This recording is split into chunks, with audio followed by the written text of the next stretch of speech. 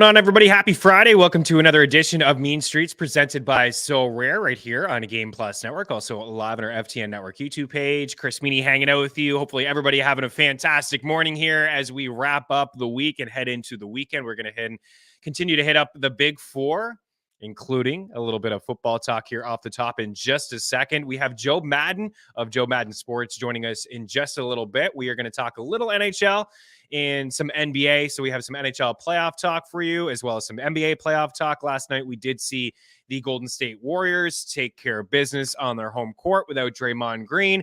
Not overall surprising that they were able to win on their home court, even without Draymond, but I did think the Kings were going to continue to keep things close and cover that spread. They did not. A big day from Russell Westbrook. Shout out to my guy, Kyle Murray. We also had some Westbrook props myself for the points and the rebounds and the assists. It was old school Russell Westbrook, but Kyle did some Russell Westbrook ladders, which are super fun. So I wanted to present a ladder to you guys here today with Shohei Ohtani on the bump. So we got some MLB picks and some props and talk about how ladders work. You can do them in the NHL as well. FanDuel is probably the best spot for ladders. For example, you could do like Russell Westbrook's point prop last night was 21.5, I believe, 21.5 around -110. You can go to 25 plus points, 30 plus points, 35, 40. Of course, the odds are going to increase. And, you bet smaller in terms of units. Maybe it's 1 unit on the 21 points, for example, for me, 2 units. And then I would go 1 unit on maybe 25 and then half a unit on 30 and 0.25 on 35. Because, of course, it's less likely to happen the crazier you go, but the payouts are still pretty solid and bigger as you go higher. So we're going to talk a little Shohei Ohtani here on this show.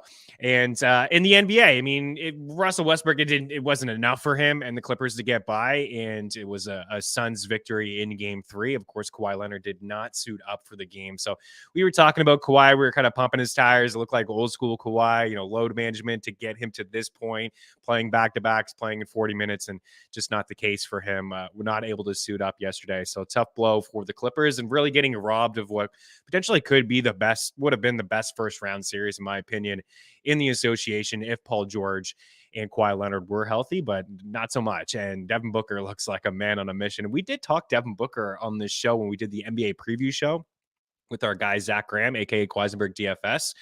We talked about Booker. I still think his odds for the NBA Finals MVP will probably be the same. It's 16-1. I mean, we're still a long ways away from the NBA Finals, but just goes to show, right? The open looks that he gets with all the attention on Kevin Durant, and then you have Chris Paul, the floor general, and then also Ayton under the rim as well. So Booker has been really strong in these playoffs, and I wouldn't be shocked at 16-1 potentially to be the NBA Finals MVP, because I do like the Suns to go the distance. I like the Suns, and I think we'll see the Suns and the Bucks, but we need to see the status of Giannis. They didn't really need him in game 2, did they? But they will need him to get through teams like the 76ers, who have a 3-0 lead on the Brooklyn Nets after a win last night, as well as the Boston Celtics, who are up 2-0 against the Hawks. So a little bit of NBA talk, a little bit of NHL talk with our girl Jo Madden in just a little bit. And a reminder that the NFL draft is under a week away now. We're going to be with you on opening day, the day 1 draft on Thursday. Myself, Mike Randall, and a few guests over at FTN will be talking about it, at first from a betting standpoint, give some fun NFL draft props, but it's not going to be a betting just show for people that are, not really into betting. We're just going to hang out throughout the draft. We're going to talk about some of the picks, what it means from a real life and a fantasy standpoint in the NFL and fantasy football. And we'll be with you for rounds 2 and 3 as well, which will be more fantasy friendly, the show itself, because we'll have more wide receivers, more running backs. We may only see 1 running back, maybe 2 in the first round of the NFL draft. As we talked to Jahmyr Gibbs yesterday on the show, we do know Bijan Robinson is most likely going to go. And right now he is favored to go to the Atlanta Falcons at plus 200. I believe they have pick 8 in the NFL draft. So we'll see what way they go. I think Atlanta's building something very, very special. I do like the Saints to win the division, with the addition of Derek Carr and their defense as a top 10 defense. But I really do like the direction that the Falcons are going. And I actually am a believer in Desmond Ridder. I am. I've seen some mocks where, there's been some surprising mocks where the Falcons are taking a quarterback. maybe trading for Lamar. You've heard those things as well, but I think they got something decent in Desmond Ridder. I believe they definitely have something as a wide receiver one in Drake London and Kyle Pitts. We can't close the book on Kyle Pitts. Only been in the league for a minute, guys. 2 years, right? 2 years. I think he's had 2 different offensive coordinators, certainly just one. I think maybe two, but Arthur Smith there calling the shots. And we do know that he's had poor quarterback play. I don't even think Pitts got to play with Desmond Ridder's, Marcus Mariota. And then last year, a statue at the quarterback position in Matt Ryan. So we'll continue to hit up the NFL. Next week will be heavy NFL as we get closer and closer to the NFL draft. Yesterday on the ice in the NHL, no real surprises in my opinion in the NHL. I did expect bounce backs from the Leafs, from the Golden Knights, from the Avalanche. Seattle got up to an early 2-0 lead. And again, they played really good against the Avs, and they've played the Avs strong all year, as we've talked about. That's 5 games this season. That's the first win in regulation for Colorado last night, and they just got by a goal late in the game to win 3-2. But in the regular season, Seattle took 2 of 3, and the one game that they lost was a shootout loss there as well. So the Kraken continue to play really good hockey. The Leafs bounce back. We kind of all saw that coming, didn't we? That performance in game 1, just so pathetic, so brutal, and we saw some urgency right away. A power play goal in the first minute for the Toronto Maple Leafs, and with no Victor Hedman and no Eric Chernak, it could be an issue for the Tampa Bay Lightning. So the Leafs bounce back. The Golden Knights bounce back at home as well. They had to come from behind. It was a little slow cooking for them, but the game got a little rough last night. Maybe that's all that needed for Vegas to kind of get going, as we saw all their big boys show up. Jack Eichel scored his first NHL playoff goal. Mark Stone back in the lineup. He scored a goal. That line was reunited again. That was so good at the start of the season with Chandler Stevenson, Mark Stone on the line as well. So those two guys were cooking, and Jack Eichel with them as well. So Vegas Golden Knights tied up their series. The Leafs tied theirs up. The Devils are in trouble. We're big fans of the Rangers here on the show, so we like it. I know a lot of people talking about Patrick Kane being washed up. He's not good at 5-5, but you acquire Patrick Kane because he's Showtime Patty Kane, and he gets it done at this time of the season. That's exactly what happened yesterday. A 3-point night for him. He's got 4 points through 2 games, and the Rangers are cruising as they go back to MSG. And then we did see, yes, thank you, sir. We hit them all up. Colorado, Vegas, and Toronto. Those were the 3 teams we expected to bounce back. And then tonight we will talk about, as the series shifts now, matchups change a little bit. McDavid and Draisaitl have been fantastic, of course, with the shot attempts. And now the series going to LA. They will get the last change. The series going to Minnesota. Dallas favored on the road. LA favored on the road. The Islanders need a W tonight. They're at home. They're slight favorites against the Hurricanes. And then we do have Boston and Florida with no Patrice Bergeron in that game for the Bruins. He did not travel, and Boston saying likely ready for Game 5. Speaking of being ready, Jo is ready. She's here. She's in the green room. I see her. She's ready to rock. I'm ready to rock as well, and I can't wait. So we'll break, and we'll be back here. We do have some Jameson Williams news. We will talk about it at the end of the show. Dude's suspended. He's going to miss some time for the up-and-coming Detroit Lions. We'll talk about that later, but Joe's in here next. A little bit of hockey and NBA talk here on Mean Streets. Keep her locked.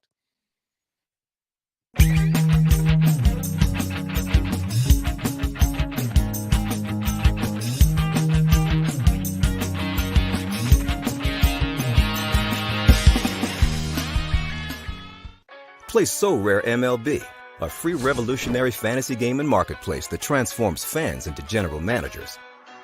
Build your team with ownable digital player cards. Collect, buy, sell, and trade to optimize your lineup. Compete against So Rare managers from around the world. Climb leaderboards and advance to elite competitions. Based on your player's performance on the field, win rewards like game tickets, merch, and much more. Draft your set of free cards now at sorare.com/MLB.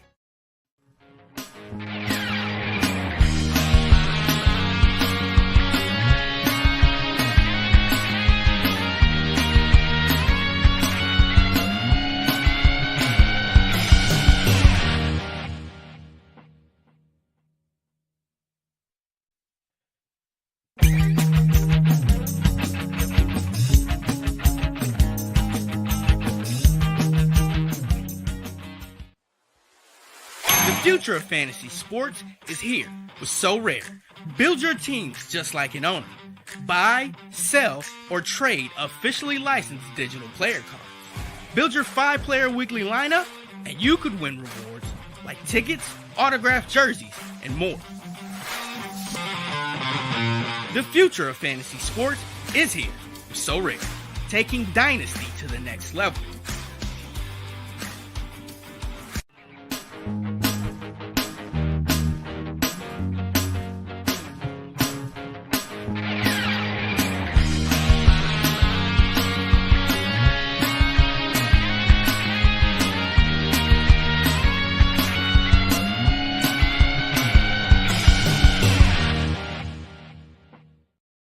Welcome back in. Mean Streets here on Game Plus Network on our FTN Network YouTube page. Chris Meaney here as we bring in Jo Madden at Jo Madden Sports. And I want to congratulate you. I know I've already congratulated you off air and not on camera, but on the new position at Sports Grid. You can catch Joe at Sports Grid, the host and analyst over there. How's things going? Welcome in.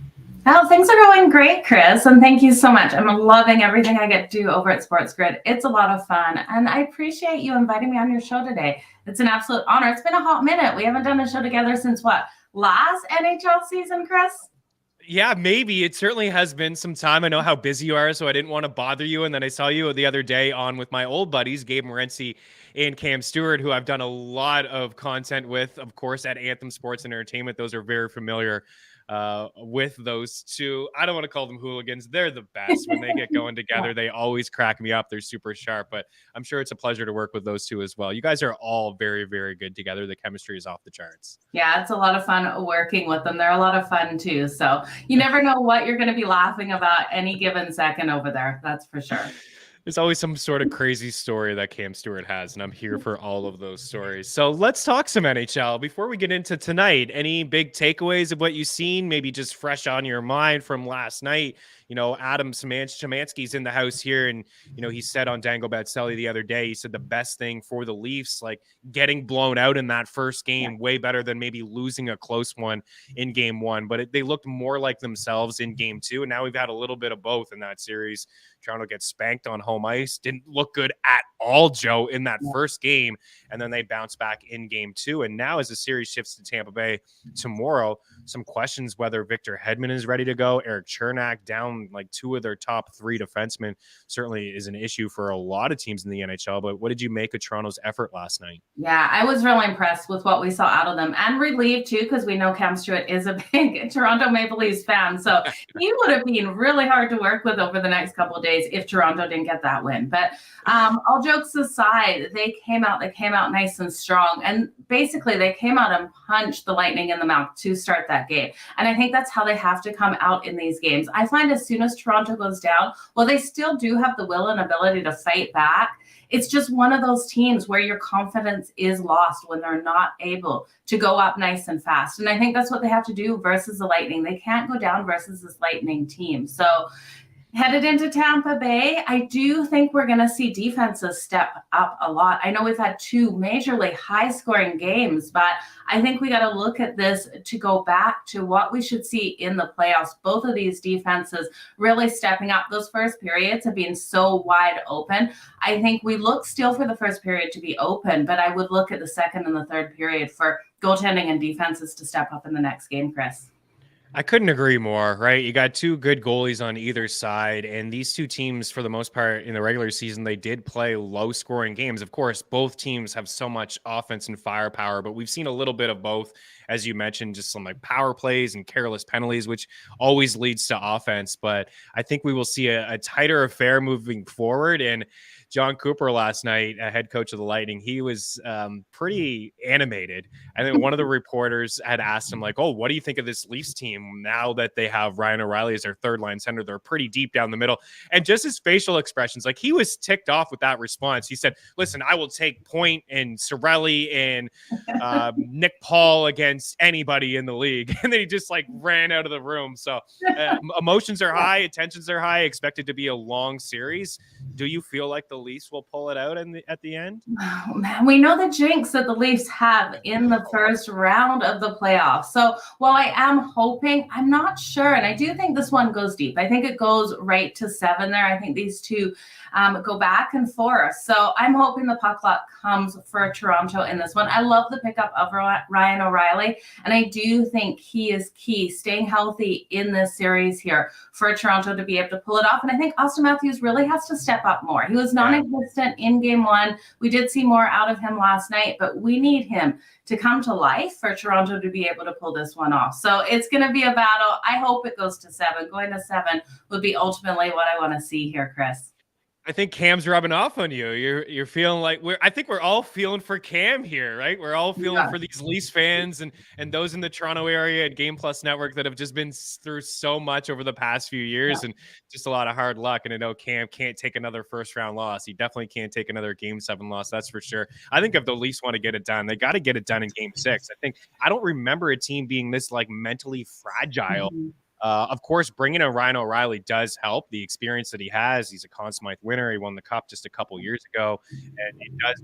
What I liked about the addition is what Keith did last night. Put him on that third line, have 3 lines deep, and you're not wrong about Matthews. He's had a couple assists, but he's definitely going to have to step up and score some goals for this team. So very interesting. What else as you look here at the bracket?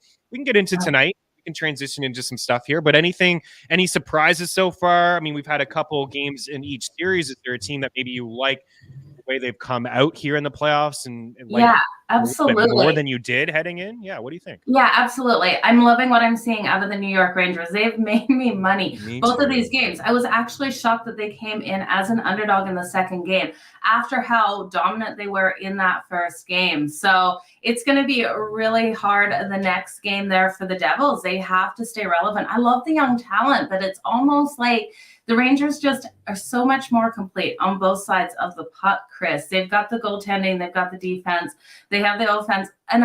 And that being said, we know the Devils finished higher in the Metro. They were a really strong team this season, but against the Rangers, this was not the matchups the Devils needed. Just way too strong. The Rangers and the experience of the Rangers. We look at how many players here have been in the playoffs before over the Devils, and it's outstanding. Now, I do love what we've seen out of Jack Hughes. He has been absolutely phenomenal for the Devils. He's been getting us money each and every night, so someone to still look at. Timo Meier did a solid job last night as well in the last game. So it's really interesting here with the Devils, what we've seen out of them. I didn't think they'd go down 2 at home, but I love what I've seen out of the Rangers. And then the Seattle Kraken to come out in that first period yesterday.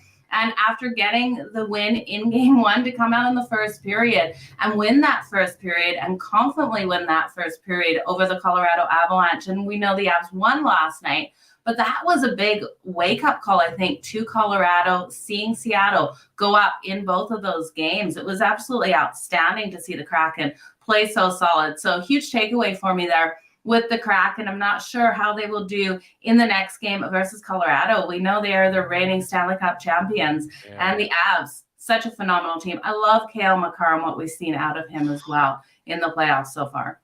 Yeah, he's such a freak. Like for a defenseman to get 11 shot attempts in a game, and we all know him for a fantastic skater and his edge work, and he can go end to end with the puck and create so much offensively. But he's a really good defensive defenseman as well, and he's got like sneaky toughness to him, right? And when you don't expect him to kind of lay the body, drop the shoulder, I've seen multiple times already in this series, he has stepped up and taken Kraken players off guard with his physical play. I really, really like the way that Seattle plays hockey, and I think if anybody was doubting them here in year 2, they had 100 points. Maybe you didn't get the chance to watch them a lot this season. They're one of the better teams in the league at 5-5. They didn't really get good goaltending, Joe, but there's a nice storyline there with Philip Grubauer playing his former team and playing really good throughout the first 2 games. I am excited about how it's going to look in Seattle for game 3. I want some sort of like, in Winnipeg when they do the whiteout and, you're very clearly familiar with Calgary and the Red Mile and everybody's dressed in red. I want everybody to be in rock and teal in Seattle. Do you think that's a possibility where they're all rocking those teal that they have in their jerseys and everybody's just waving flags and towels? I think it could be an epic atmosphere, and that's kind of what I expect. And I really hope we see that, because the Seattle Kraken team, like you said, they went so much better than everyone thought they would come out this season. They were sitting second in the Pacific for quite a while, right? This team just came out so strong. They didn't fare as great in certain parts during the season, but I really do think they could have finished higher than they did. If Edmonton didn't make that huge push at the end, it would have been the Kraken third in the Pacific. I really think so. Yeah, I agree. And the Rangers do look like a juggernaut. Our guy Adam, I'll reference him again. He had like UConn to win the NCAA championship, the tournament. He also had, it was like a 3-leg parlay. I think he had John Rahm to win the Masters, and now he's just down here to the Rangers. So he's a big Blue Shirts fan here down the stretch of deep into the playoffs. Hopefully a nice little run. But I thought you just said it perfectly as well. Like, the Devils are here. I'm a big believer in learning how to lose before you learn how to win. They do have a lot of just kids on the team that they have some experience, of course, like Thomas Tatar, but like this is, and Hurdles or Timo Meier rather has played some playoff hockey before. But for the most part, these guys like Jack Hughes and Nico Hischier, this is like the first taste. Jesper Bratt, Dawson Mercer, first taste of playoff experience for these guys.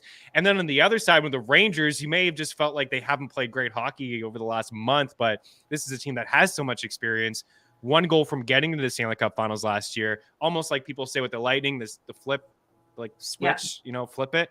The Rangers are doing that right now. And if I'm the Devils, I would try to stay out of the penalty box, because it seems like every time the Rangers get a power play, whether it's Chris Kreider has 4 power play goals and they're all deflections, which is crazy in its own self. But the Rangers power play, when you have Panarin and Fox and Kane and Kreider and Mika Zibanejad, it's really almost unstoppable. So we'll see. I would like to see, Joe, selfishly, as a hockey fan, I know Adam would sweat it out, but I'd like to see that series go the distance.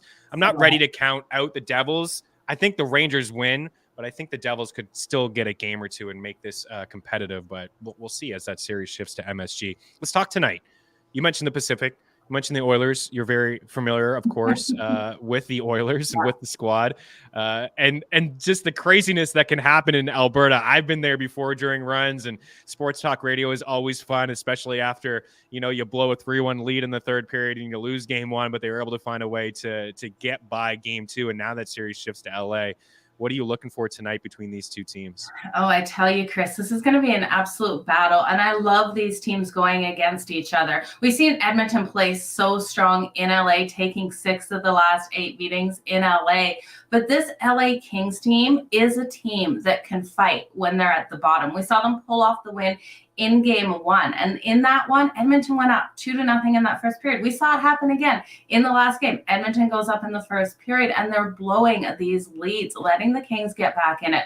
Now, Edmonton has to stay out of the penalty box, and I don't have confidence in this team to stay out of that penalty box. It seems like they get frustrated. They let things get under their skin, and they're taking these penalties. We saw Evander Kane make a really stupid move the other night, hitting the puck out of the air for no reason, and the Kings able to get back into it. So, Chris, it's frustrating if you're riding with the Edmonton Oilers. I've been riding with the Kings plus 1.5. We know Evander Kane got that empty netter.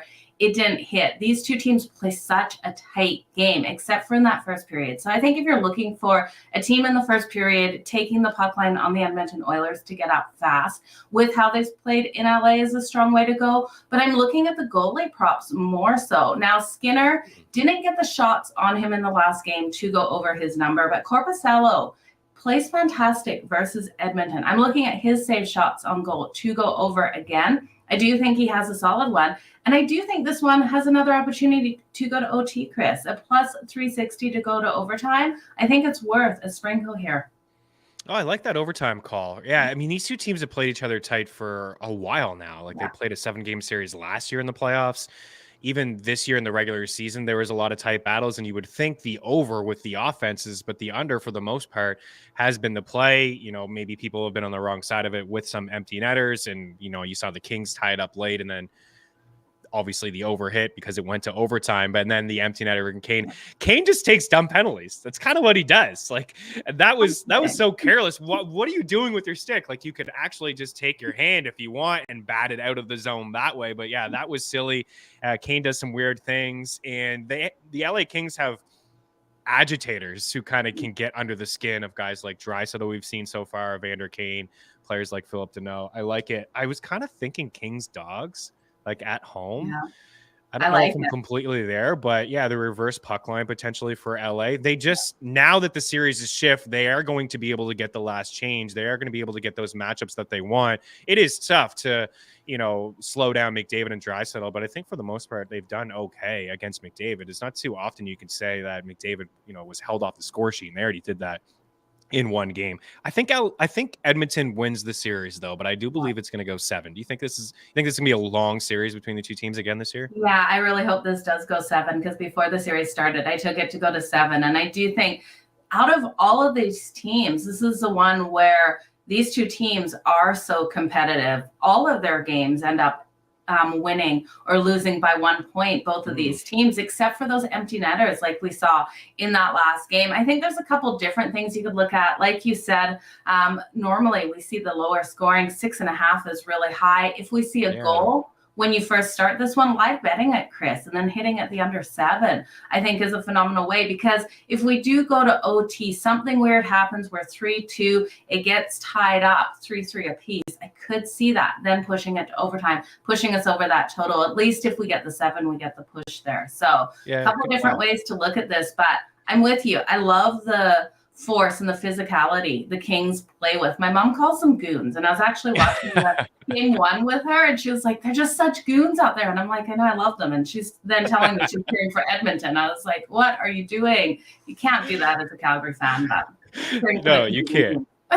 Yeah, I guess if you're cheering for a Canadian team, it's the Blues, or you got the blue on for the Maple Leafs there. But I don't think there are too many, even my friends that cheer for the Flames, I don't think there are too many of them that are rooting for the Edmonton Oilers in this series. But that's how you have to play against the Oilers. You have to play tough. Like, there was no Drew Doughty in this series last year when they played. He is like one of the leaders on this team. He's been physical. He's been we had somebody come on the show earlier in the week, called him like a big mouthpiece, but like this is playoff hockey. It's kind of how it is. I want to break for a second, if you don't mind hanging on, because there's a couple other series I would like to talk, maybe get your thoughts on tonight's NBA slate, if you don't mind. But you mentioned like playing like goons and physical and tough, and that's kind of what we saw in the Bruins and the Panthers game too. And if there's a team that can go toe to toe with the Bruins in terms of matching their physical play and playing on the edge, I think it's the Florida Panthers. So we're going to talk about that series next here with Jo Madden. Don't go anywhere.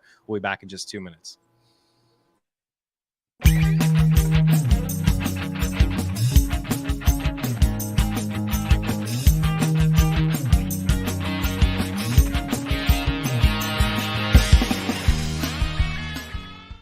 Play So Rare MLB, a free revolutionary fantasy game and marketplace that transforms fans into general managers. Build your team with ownable digital player cards. Collect, buy, sell, and trade to optimize your lineup. Compete against So Rare managers from around the world. Climb leaderboards and advance to elite competitions. Based on your player's performance on the field, win rewards like game tickets, merch, and much more. Draft your set of free cards now at sorare.com/MLB.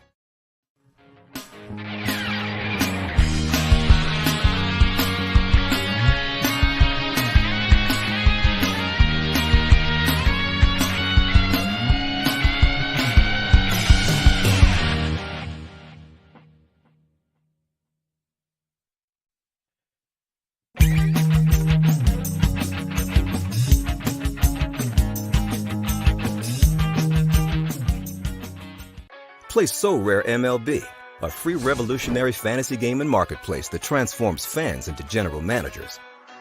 Build your team with ownable digital player cards. Collect, buy, sell, and trade to optimize your lineup. Compete against So Rare managers from around the world. Climb leaderboards and advance to elite competitions. Based on your player's performance on the field, win rewards like game tickets, merch, and much more.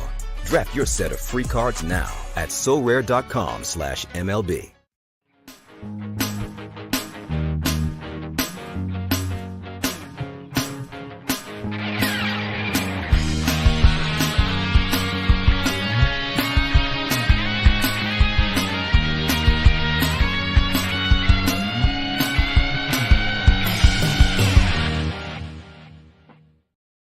Back in, Jo Madden, Chris Meaney here with you. Mean Streets presented by So Rare. Mark Carr in the house. I was going to save the suspension talk for the end, just kind of hit on it a little bit later on. Just before Joe and I got on, it was announced that a few Lions players, including Jameson Williams, who is a top first-round pick for the Detroit Lions last season, only played a handful of games for them at the wide receiver position, suspended 6 games for violating some gambling rules. So we'll talk about that towards the end, but it's certainly pretty shocking. Joe, I want to continue the NHL talk with you. I was thinking about the save prop thing in the commercial break because I think, with overtimes, like we got lucky. We had Ilya Sorokin the other night for over 31 and a half saves. I think he got to 32. We wouldn't have gotten there if we didn't get overtime, but that's kind of the best thing with some of these props, whether you have a point prop, a player to score, some shot props, or some save props.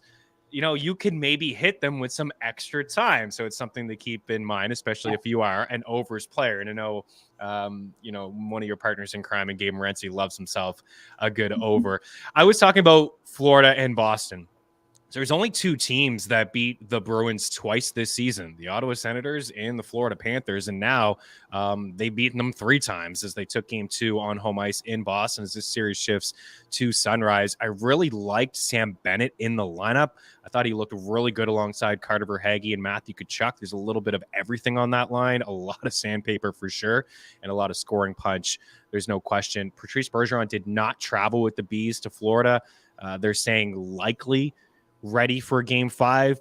What do you think the chances are this President's Trophy curse that everybody continues to talk about actually plays out here with Boston? Do you think that Florida can take a 2-1 series lead? And if that's the case, maybe we start to talk about panic mode in Boston. What do you think? Yeah, I really do think that is possible. When the series first started, I thought the Florida Panthers would come out flat versus the Boston Bruins, honestly. I took the Bruins in 4 and 5, and I'm not comfortable in those bets we know the 4, the sweep can't hit, but I'm not confident in the 5 either. I really do think with what we've seen out of the Florida Panthers, how they've been able to play the Boston Bruins, this one isn't going to be an easy one for the Boston Bruins to come into Florida and get the win. I'm willing to take a chance on the Florida Panthers here. Like you said, Sam Bennett has been so solid for them, and he's so solid as a home underdog getting those goals as well. I think he comes out and is so impactful in this. And then we've got to talk about the goaltending here. Lyon has just been absolutely phenomenal for this Florida Panthers team. Looking at his save shots on goal has been another moneymaker. His numbers 28.5 in this one. Looking at the last game, the Boston Bruins had 37 shots on goal, 29 in the first game. So I do think he can go up and over that number tonight, make a huge impact for his team. And the Florida Panthers also, Chris, have been so solid getting these block shots, playing better defense. And we saw all season long. It's like, where was his defense all season? Yeah. It's coming out versus the Boston Bruins, and I'm loving what I'm seeing here. I have more faith in this team now. No confidence in my 5 bet, but faith in this team. I'm willing to take them tonight. Yeah, I have a little bit more confidence in them as well. I had Florida winning 2 games, and I'm not even comfortable with that in Boston in 6. I think the Bruins will find a way to get by, but it's clearly not going to be easy. Like when you have a team like Florida who's kind of like playing with house money, you're going up against a team that set an NHL record in wins and points. It's really just, there's no pressure at all. Nobody's expecting you to win. And then you went into game 1. They didn't win, but I thought they played really good. I thought they were the better team for the first 40 of the 60 minutes. And then the Bruins played shutdown mode, and they certainly were the better team in game 2. Their 5-on-5 play has been great. Their defensemen have been really aggressive and, jumping up into the play and creating some offense that way. I love the Alex Lyon call. You and I are always on the same page. 28.5 minus 112 over at FanDuel. Yeah. Minus 115 at Caesars and BetMGM. You said it, 34 saves and 34 shots, or 37 shots rather, for the Bees. And just, they are a good 5-on-5 team. They generate a lot of shot attempts. So I think with Lyon, shaky goal in game 1, Paul Maurice went back to him, no issues. And obviously it was clearly the right call, because this guy has sneakily been one of the hottest goalies in the league for like a month now. He's the reason that Florida is in this situation. Love the call. Anything else before we wrap up from hockey with the other 2 series happening tonight? Quan, can we bring that up? I always got it. Like, there's so many brackets on my mind, Joe. It's like, what sport are we even talking about here? So we have the Islanders and the Hurricanes, game 3.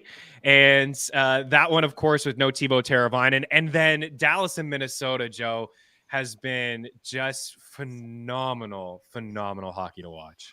It absolutely has been. Let's talk first the Carolina New York Islanders game. We know Carolina's up 2-0 in this series. For the Islanders to get the win, their backs against the wall. I think it all lies on Sorokin here. Chris, would you be willing to entertain Sorokin for a shutout tonight? Because I am. Plus 1420 for Sorokin to get a shutout. I think it's the only way the Islanders can come into this game. Sorokin has to be absolutely lights out. If you're worried about the shutout, you can take him over 31.5 save shots on goal. But we know this Islanders team has been up and down and all over the place. They've been inconsistent, but what hasn't been inconsistent is their defense. I do think they can shut down the Canes in this one. Sorokin can get the shutout. So I'm banking on that. I'm putting a little sprinkle on at plus 1420. Coming in hot with a shutout prop. I dig it. Sorokin has been one of the best goalies in the NHL over the last years. Joe, I'm on the Islanders to win the series, so it's not looking good for me. But you take care of business at home. You're obviously going to have to win one game on the road, clearly, whether it's game 5 or game 7 now. But until you lose at home, you're not out of it. So a big, important game at home. Series shifts to Long Island. I think there's a lot of positives that can take away from games 1 and 2. Like, they just lost those games. That's it. They were in game 1. They had a lead a couple times in game 2 and lost it in overtime. But Sorokin is good enough to steal a couple games in this series. And no Teuvo Teravainen, no Svechnikov, Pacioretty. We know this. Those are 3 of their top 5 forwards that are not going to be here the rest of the series and playing. So I do like that call for Sorokin. I love the save prop too. I'm going to go back to it, but I think the Islanders win. I think the Islanders win a close one. I like the under, slightly juiced, but I think we see hopefully we see a 2-0 victory by New York, and they're right there in this series. Anything from Dallas and Minnesota? Because it's been heavy Dallas. We know that Minnesota's got a couple questionable players. I don't know if Joel Eriksson Ek or Hartman are going to play. We know Joe Pavelski's out for a little bit of time, but that has been just a back and forth series, lots of physical play, some surprises as well with Fleury getting to start game 2. I don't think he's going to be between the pipes for game 3, but what do you make of the series so far, and what do you like for tonight? Yeah, just quickly, Carolina Hurricanes, you can also get their team total under 2.5. That's at minus 112. So I do like that. But yes. I think when we look at the first 2 games between the Dallas Stars and the Minnesota Wild, the Stars really did dominate in both of those games. Yes, I know Minnesota did pull off the overtime win. That was in second overtime there. But looking at that game, they didn't control most of that game. The Dallas Stars did. Now, the Dallas Stars came out and played the game that I expected in game 2, that I expected out of game 1. They came in, they just played so phenomenally strong on both ends of the ice, able to dominate over the Minnesota Wild. Now, I know this was because Fleury was in net, and I was live on Sports Grid, and I said, because the Wild don't love to announce their goalies, and I don't understand why. So I said, if it's Marc-Andre Fleury, which I don't think it will be, take the Dallas Stars on the puck line. I think that's the only thing you can do if the Wild put in Marc-Andre Fleury, because the Dallas Stars are so strong. They are able to score on him. In this one, I'm pretty sure we're going to see Gustafsson in. I do think it's going to be a tighter battle than game 2, but I still think the Stars get the win here in Minnesota at minus 115. I've got to ride with it. You can also look at their team total. I think that is a safer way to go. Over 2.5, that's coming in at minus 135. So you are laying some juice, but I do see 3 goals no matter what out of the Dallas Stars in this one, Chris. I'm just so impressed with the Stars. It kind of remind me of the Rangers on the other side. Like, they still do have some experience with like the old school G players like Jamie Benn and Tyler Seguin, but they also have just like up and coming guys like Rupe Hintz and Jason Robertson and Wyatt Johnson. Then they have the third line like Max Domi and Evgeny Donatov has given them those additions at the deadline have just given them more firepower. Last year, I just viewed them as a 1-line team. Now they have 3 lines. They're strong in goal. Amir Heiskanen is just a superstar defenseman nobody talks about. I love the Stars. I know Minnesota it's going to be a hostile environment. There's no question. In Minnesota, it's always a really epic atmosphere, and the fans are going to be into it. It's clearly a rivalry. It's been very, very physical. But I am with you. I think we do see Gustafsson the rest of the way, no matter what, unless he's super bad. But I like this Dallas Stars team quite a bit. Joe, I love chopping up with you. Do you mind maybe one more segment? Of course. Blake? Yeah. Of course. Love it. We're going to take advantage of this time here with Jo Madden. We're going to talk some NBA. There's 3 games on the hard court. I have no idea what to do with them, so Joe's going to help us. We're going to talk some NBA here next on Mean Streets. Keep her locked.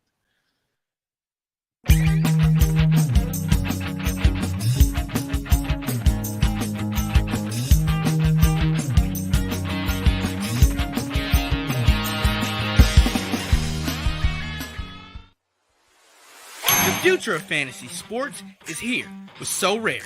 Build your teams just like an owner. Buy, sell, or trade officially licensed digital player cards. Build your 5-player weekly lineup, and you could win rewards like tickets, autographed jerseys, and more. The future of fantasy sports is here with So Rare, taking Dynasty to the next level.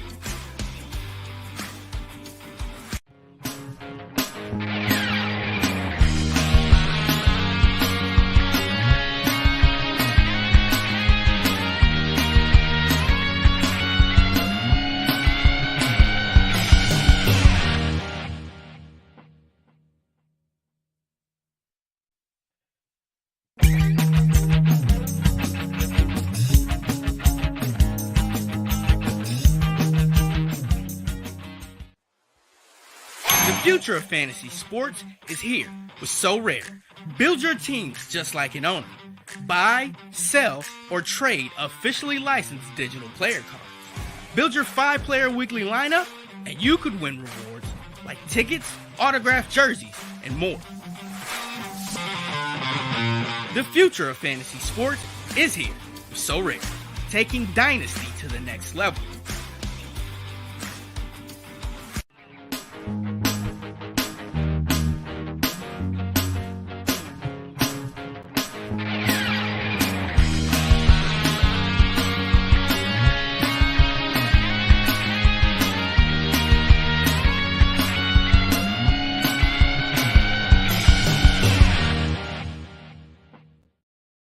Welcome back in. Jo Madden of Jo Madden Sports on the Twitter machine. Give her a follow. Myself, Chris Meaney here. We're going to talk a little association. Producer Quan tells me in the break that Jameson Williams bet on an NBA game during practice from what he's reading. Allegedly. We're not saying it. We're allegedly that he bet. You and I are going to bet on some NBA games, and I think we're going to be okay to do it. So it's it's the world that we live in here. Yeah. The Eastern Conference, as you take a look at the bracket, and there's 2 of the 3 games tonight are happening in the Eastern Conference. You have the Atlanta Hawks at home. They're 5.5-point dogs against the Celtics, and they're up 2-0 in their series, as you see. And then a little bit of a closer game at MSG. It's on my bucket list, Joe. I don't know if you've been to MSG. I got to see a game. I'd preferably like to see the Rangers, but I wouldn't mind seeing the Knicks at MSG. Both. Like, maybe I'll hit up both, right? Yeah. Maybe we win a couple bets. We'll be able to see the Rangers one night and then see the Knicks the next night, and then we're living large. They are 1.5-point favorites against the Cavs, and that series is tied up at a game apiece. The other one is Denver and Minnesota. The Nuggets are 2.5-point favorites, and they are up 2-0 in their series. So what do you make of this Eastern Conference bracket? And I think maybe, to me, in my opinion, the most appealing game of the night. And just when you look at these series in the East, I know that the Bucks are without Giannis at the moment, but no issues for the 76ers. They're making quick work of the Brooklyn Nets, and I expect the Boston Celtics, maybe they lose a game in the series, but I don't expect Atlanta to win it. The most intriguing series to me has been Cleveland and New York.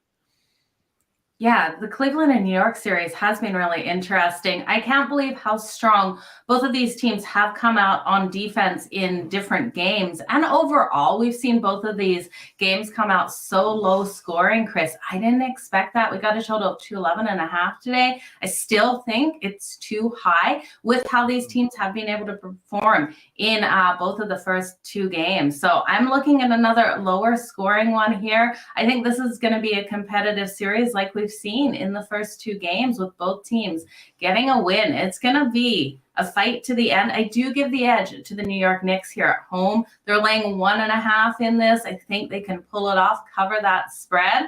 I don't know. At 1.5, I'm tempted just to hit that money line. This is how tight I think this game will be tonight. I don't think we see the game that we saw in the last 2 where we've got, in game 2, we saw a 17-point difference there. So I don't see that happening. I think this is a 1-point game in this one. So money line, I think, for the Knicks is a solid way to go in this one. I do think Julius Randle, looking at his assists, is a strong way to go. He's been phenomenal for the New York Knicks, getting these assists on the board. So that is a player I'm going to isolate to take his props tonight. But this is going to be a battle out there, Chris. Everyone has to bring their A game tonight. And I think we'll see the defenses really bringing it. Yeah, I'd love the under as well. And the Cavs have been the best defensive squad in the NBA all year. So, I mean, when when Jalen Brunson's shots are not hitting or Randall's shots are not hitting, I mean, we can get that under, I want to say pretty easily, but we'll be on our way to hit that under because of how great Cleveland does play defensively. I think we'll see a bounce back game from Donovan Mitchell. I know his point prop is super high at like 29.5, but I do feel like he's in for a massive game, and he's been taking a lot of shots from beyond the arc as well. You can plus money on the 3-point prop, albeit it is pretty high at 4.5, but he has been jacking up a lot of shots from beyond the arc. I think the Knicks take it too. At home, atmosphere, MSG. I think this can be a long series. Like I said, the Eastern Conference, those other series, I think they'll be done pretty quickly, but this one was a tough one for me to call. I think Cleveland finds a way to win the series in 7 potentially. They're going to get that 7th game on home court if it does go the distance, but I do like the Knicks to take the series lead back at MSG, led by Jalen Brunson and hopefully Julius Randle for you. Anything else on the NBA on the way out? It doesn't have to be tonight. Is there a team that you feel like is destined to win the championship this year? Oh no, I don't do a lot of futures in the NBA. I try to take it game by game more so than I do in the NHL. But looking at tonight, I do think the Atlanta Hawks have to get better shooting form tonight in this game. Their total sitting at 111.5 for their team total. I think they will find a way to go over this. We know the Boston Celtics are so strong defensively, but the only way for the Atlanta Hawks to be able to beat the Boston Celtics is to push the pace for them to start sinking these balls, which they haven't been doing. The Boston Celtics up 2-0 in this series, and we haven't seen those points falling out of the Hawks. They scored 99 in the first game, 106 in the second. So I'm asking a lot to go over to or 111.5, but I do think they do it in this one, Chris. So banking on that. I do think Jaylen Brown, though, if you like the Boston Celtics, looking at his assists over 3.5 tonight is a solid way to go. I'm not putting any more money on Trae Young because it's just been too costly for me. So looking at the Celtics props definitely tonight. Yeah, Trae Young sometimes, I think he just presses it. I think he just presses it too much and he takes bad shots. But I mean, he can pop off at any moment. But you're not wrong. Like the Atlanta Hawks, they got to bring it tonight because if they don't win, it's just writing on the wall. It's just too tough. You don't see it in the NBA. You see it a little bit more in other sports, but you don't see it in the NBA. Teams coming back down 3-0. All right, we'll get you out of here in this. I didn't want to go down the road of Calgary, but I think we'll see a lot of changes for your Flames this year. Oh my God, can we see Sutter gone? Please, Chris. I was going to ask you that. Yes or no, Sutter gone. Yes. You want him gone. I think they need a new voice in the room. I don't think there's any question. I don't want to say the game is past him. Like he's an old school coach. He's done a great job with the team defensively and their structure of 5-5. I just didn't feel like they got the saves. And when you get a guy like Jonathan Huberdeau, you just have to play him. Like he got like 19, 20 minutes per game in Florida. He can't be playing 15, 16 minutes per game in Calgary. And I think maybe new voice in the room, right? Would go. Yeah, I went to that last game versus the Sharks and I was sitting 2 rows behind the box, right? Or the players bench. So sitting there, everyone was booing Huberdeau, which I was really shocked by in that section. But Daryl Sutter, he didn't look at any of his players unless he was sending them out on the ice, giving them the tap to get out there. No one coming in off the bench made eye contact with him. He's lost. He's totally lost the team. He really has. They have no motivation to play for him. I just don't see it. And that's a game Calgary won.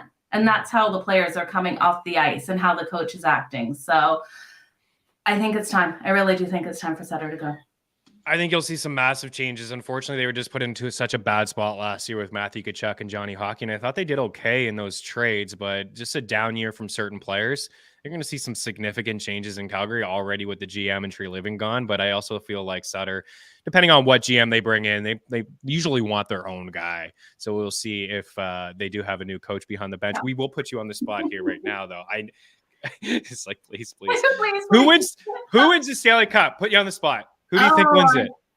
Can Colorado repeat? I don't know if Colorado can repeat here. I think, I hate to say it, if the Rangers make it through, I think the Rangers can go all the way. I really do. I think what we're seeing out of the Rangers, they are the most complete team out there on the ice. The Boston Bruins, while they're absolutely phenomenal, the Florida Panthers are handling them right now.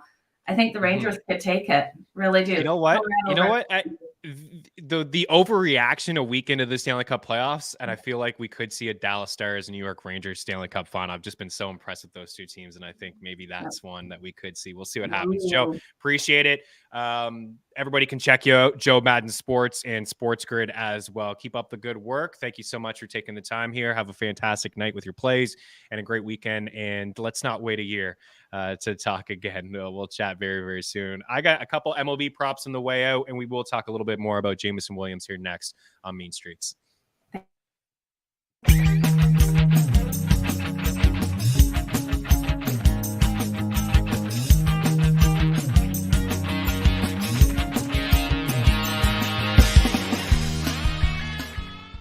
Play So Rare MLB, a free revolutionary fantasy game and marketplace that transforms fans into general managers. Build your team with ownable digital player cards. Collect, buy, sell, and trade to optimize your lineup. Compete against So Rare managers from around the world. Climb leaderboards and advance to elite competitions. Based on your player's performance on the field, win rewards like game tickets, merch, and much more. Draft your set of free cards now at sorare.com/MLB.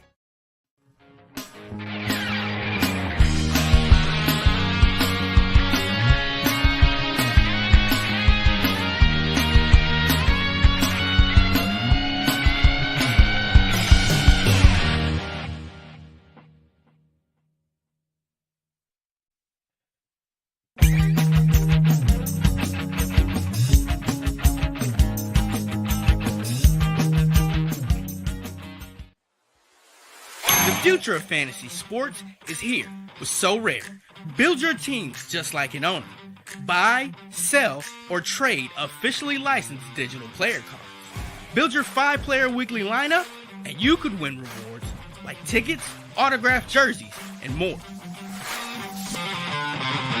The future of fantasy sports is here with So Rare, taking Dynasty to the next level.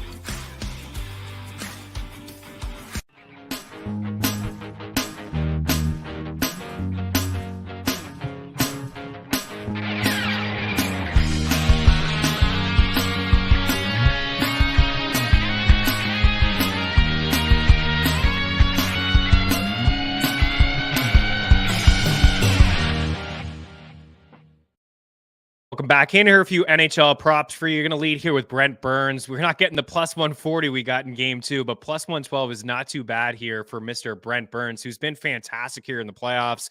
Just through the first 2 games, he's played 44 minutes, which is second in the Hurricanes. He has a team high 17 shot attempts and 10 shots in the 2 games for the Hurricanes. Adrian Kempe averaging 5.1 shots per game in his last 9 playoff games. All 9 have come against the Edmonton Oilers. He has 22 shot attempts in 2 games, and we've only seen like a minute and a half of overtime in this series. So he has been just getting opportunities for the Oilers. They need to keep an eye on this guy, and now he's going to get those soft matchups at home with the last change. So 22 attempts and 12 shots for Kempe, over 3.5 at plus 100. Brad Marchand checked a lot of boxes for me in game 2. Game 1, I thought he was a little bit passive, maybe dealing with the flu bug like the rest of the squad, but 5 attempts at 5-5 in game 2, a team high 7 overall, and 4 shots at minus 125 over 2.5. I also like his teammate Jake DeBrusk. I couldn't find Sam Bennett. Sam Bennett checked a lot of boxes for me as well in his return. He had 9 attempts and 7 shots. I can't find him. He's probably going to be at 2.5, really juiced. Maybe you put him into a parlay with McDavid or Draisaitl, who are just too juiced to take as singles. I have them into a same game parlay at plus 140 as well. So really liking those 2 Oilers guys and the Kings, but keep an eye on Sam Bennett. I will have something in the bet tracker for him. Rupe Hintz, he's our guy, right? I mean, Rupe Hintz is cleared in both games. He's been phenomenal. He's a superstar in the making. Like, really, nobody talks about him. He's just a terrific hockey player. In fact, I like a lot of Dallas players here. Miro Heiskanen checks a lot of boxes for me. Wyatt Johnson's been really good. He actually leads all forwards in shots on goal here in this series. And, of course, Jason Robertson has been amazing here for the Dallas Stars as well. Matt Boldy has 12 attempts and 10 shots at 5-5. 5-5 is key for me. Power plays is just a bonus. If they're generating shot attempts at 5-5, giddy up. 18 attempts and 14 shots overall, 14 shots on 18 attempts at all strengths for Boldy, with the 12 attempts and 10 shots. And then Tyler Bertuzzi, he's got a goal and 3 points here. No Bergeron tonight, so Bertuzzi's going to continue to play at 5-5 and on the power play with David Pastrnak. He's got 2 power play points. He's got 6 shots, 3 in each. He's got a great price for 3 shots, but I'm taking him here for a point. Do you have the same game parlay? Can we transition to the same game parlay here? Here we go. So this worked out for us perfectly in game 2. I'm not saying it's going to this time around. We actually had 16-1 in the same game parlay on the right. No Pavelski, so Hintz, Robertson, and Sagan. That's the first line. They also play 5-5 together, so there's correlation here. These guys to get a point and to all hit their shot prop. It's a little bit risky. We worked out for us. It may not again this time, but I'm going back to it, maybe like 0.25, half a unit, a full unit on the play on the left, because it all correlates, as I said. Hintz, Robertson, and Sagan for a point. They score a goal. Most likely, they're all in on it. I don't think we'll see Fleury, but I really like the way that this Dallas Stars team has played 5-5. So that is the same game parlay for me, and I'll have a whole lot more in our FTN bet tracker. Quick break, and then a little bit of love to Shohei Ohtani. I got a strikeout ladder for you next year on Mean Streets.